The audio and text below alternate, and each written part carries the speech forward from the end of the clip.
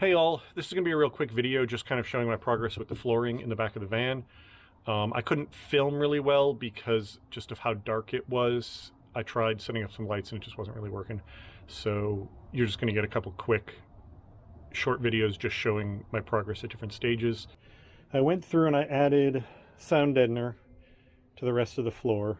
Basically, there's a solid strip of it right over the axle because there's going to be a lot of noise there. The wheel wells are fairly thoroughly covered. I'm probably going to completely cover the wheel wells when I get to the point of carpeting them.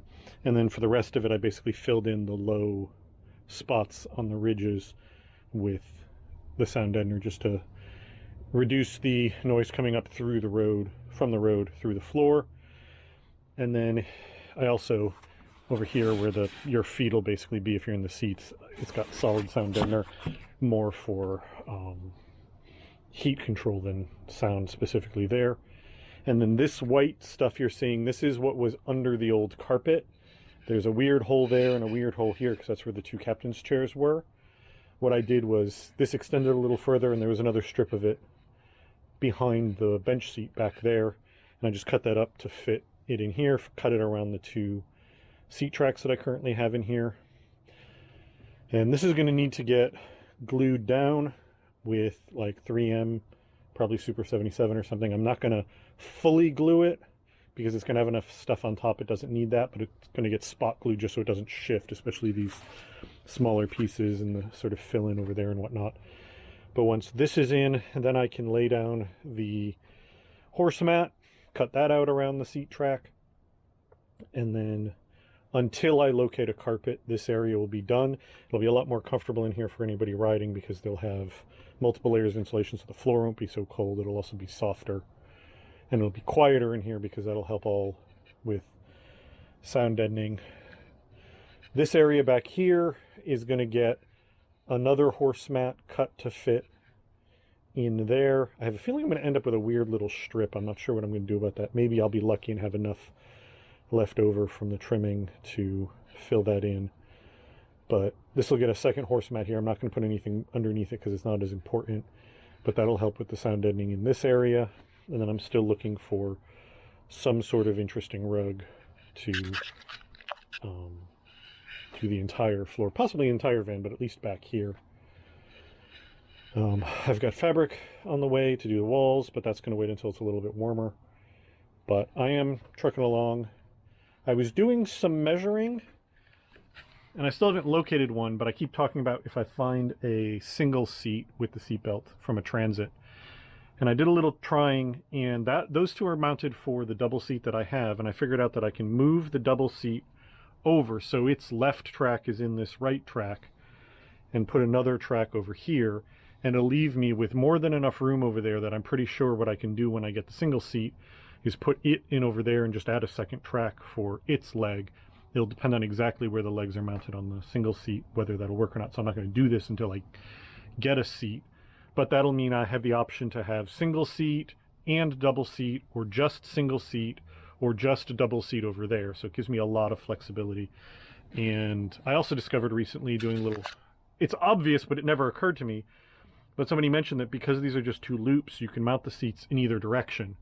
So one of the nice thing is, not for driving obviously, but it'll be very easy to turn the seat around and mount it the other way if we're like hanging out in the back of the van.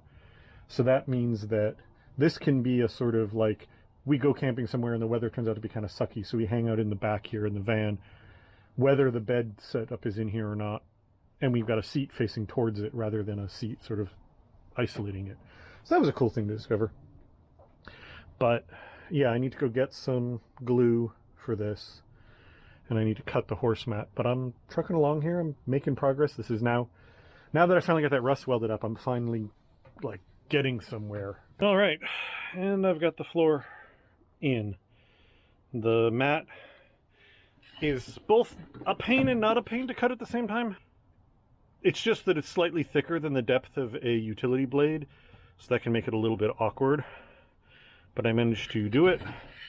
This one is definitely cut out a lot neater than the first one was because I kind of figured out the trick. It is sticking up somewhat at the front just because It's shaped like this, so this flange is pushing up on the thing. I could cut it out completely around the flange, but I don't think that's worth it.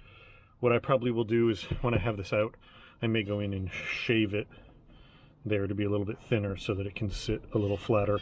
But it's not really a big deal, it just makes the floor hump up slightly. It's not super obvious. But yeah, that's nice and neat. It is nicer than having this whole bracket exposed by a long shot, because there's just a lot of points that, like, if you were wearing thin shoes or flip-flops or barefoot or whatever, you could really catch yourself hard on this. And with this floor in place, it's, you know, if you look back here, this is now flush with the top of the floor more or less, and once I trim the front, it'll be the same here. And then that just means that when the seats are out, it more or less will disappear into the floor, which will be nice. I still obviously need the second one back there, but yeah, what'll be interesting is when I get the second seat and need to add additional rails, that'll be a sort of interesting experiment in figuring out the best way to do that. I think the easiest way is going to be to pull this out, bolt the rails down, and then just cut new holes, but it'll be interesting to figure it out. The way I cut these was you can very much feel these two ridges sticking up. So you can kind of like figure out where you are relative to those. And then I used a Forstner bit, which is designed to drill a flat circular hole. I used the largest one I had to just basically drill a hole on either side of these bars. And then once I had that, I could kind of figure out where I was relative to this channel and then cut out only what I needed to. Like I said, it came out much better on this one than the other one because I'd kind of gotten my technique down. But yeah, now I've got a nice comfortable floor in here, nice padded floor. It's going to be a lot warmer back here because there will be much more insulation. It won't be just the metal floor. And then back there I'll have this mat down as well, so that'll help with sound deadening back there, and that'll mean that I can throw stuff in the back without having to worry about denting the floor or whatnot. So I'm very happy with this. It's came out great.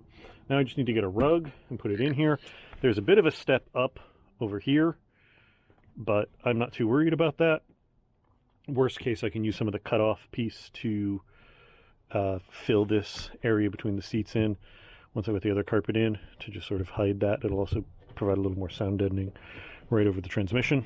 So there we go. I got a flooring in the back here, and I can call this done until I find a carpet. But this came out really good. This is what I was hoping for when I was planning all of this, and I think it's going to work out really great.